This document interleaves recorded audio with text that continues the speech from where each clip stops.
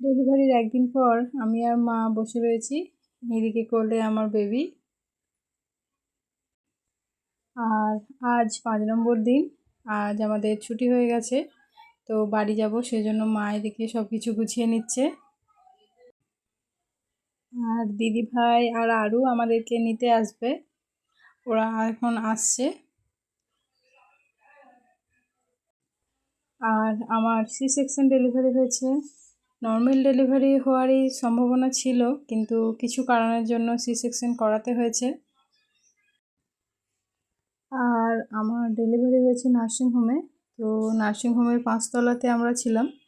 আর এটা আমরা যে কেবিনটাতে ছিলাম তার বাইরের ভিউটা। তারপর নার্স এসে আমার চ্যানেলটা খুলে দিয়ে গেছে। আর এই যে এদিকে আমার বেবি, আর মা এদিকে আমার চুলটা একটু বেঁধে দিচ্ছে।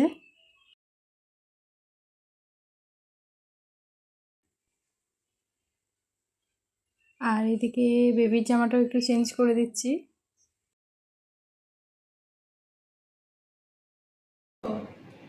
বাড়ি যাবে।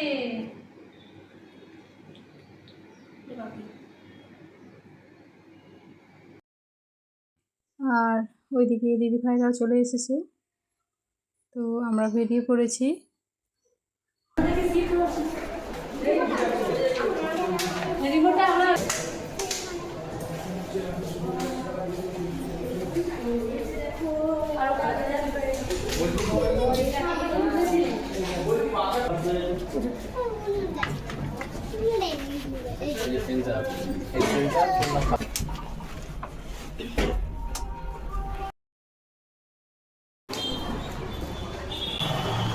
এই যে আমার মেয়ে আমার হাত ধরে ধরে নিয়ে যাচ্ছে আমাকে আস্তে আস্তে।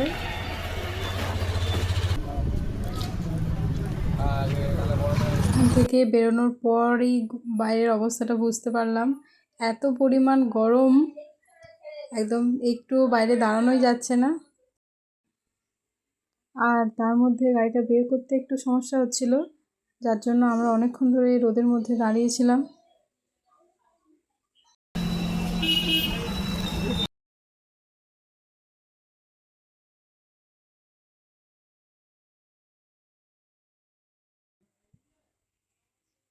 তো যাই হোক, অনেকক্ষণ পর গাড়িটা বের করা গেল। আর আমি, মা, দিদি ভাই আর আরও যাব গাড়িটাতে। আর আরেক মা মানে শাশুড়ি মা আর সৌরভ, ওরা যাবে বাইকে।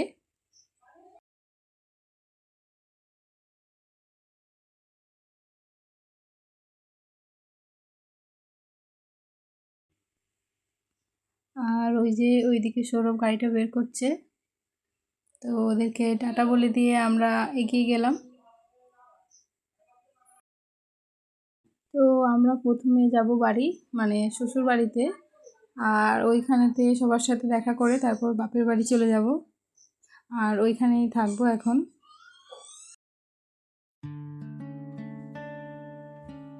তো ফাইনালি চলে এসেছি বাড়ি।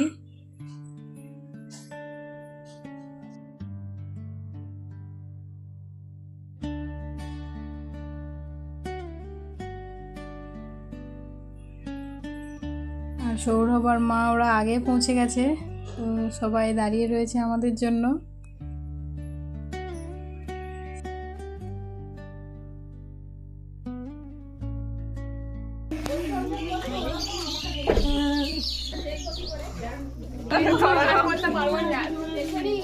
আর এদিকে পাড়ার বোনেরা মিলে আমার বেবিকে ওয়েলকাম করার জন্য ফুল দিয়ে সুন্দর করে সাজিয়েছে।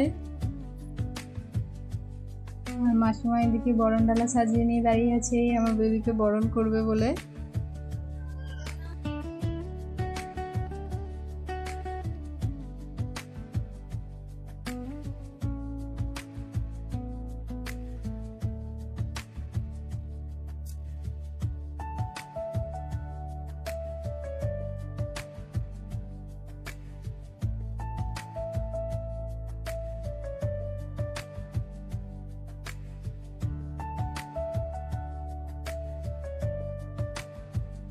তো এইখানে 5 মিনিটের মতো বসেছিলাম, আরও কিছুক্ষণ থাকার ইচ্ছে ছিল, কিন্তু আমাদের গাড়ির ড্রাইভার দাদার একটু তাড়া ছিল, সেই কারণে একটুক্ষণ পরেই চলে যেতে হচ্ছে। তো এরপর বাড়ি যাব বলে বেরিয়ে পড়েছি।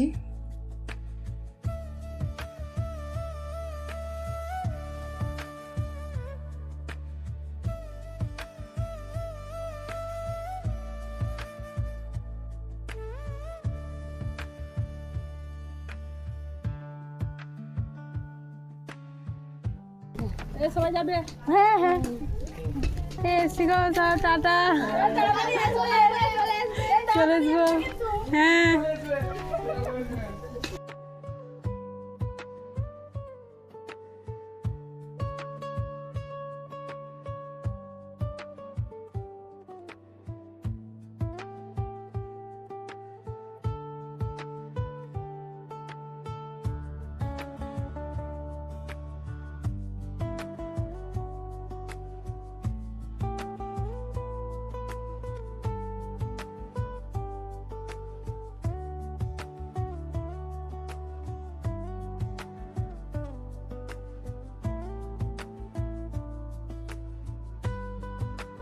তারপর চলে এলাম বাড়ি।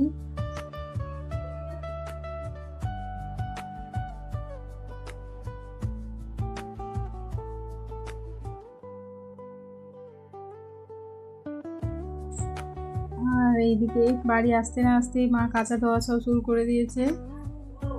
যা ছিল সমস্ত কিছু, যেগুলো নার্সিংহোমে নিয়ে যাওয়া হয়েছিল, সব কিছু ধুয়ে দিয়েছে। আর তারপর আমি এদিকে স্নান করে নিয়েছি। আর নার্সিংহোমে তো সমস্ত কিছু খুলে দিতে হয়েছিল, শাখা পোলা নোয়া যা ছিল। তো বাড়িতে আসার পরই মা একদম প্রথমেই চান করার পরই এগুলো আগে পরিয়ে দিচ্ছে। হাতগুলো একদম ফাঁকা ফাঁকা ছিল।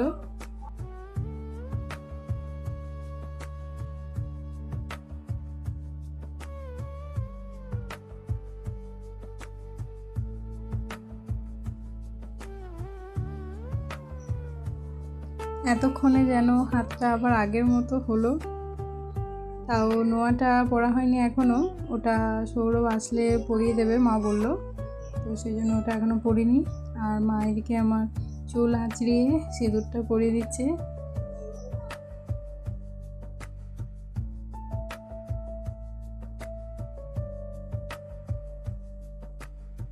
তো আজকের ভিডিওটা এই পর্যন্তই, দেখা হচ্ছে পরের ভিডিওতে। সবাই ভালো থাকবেন।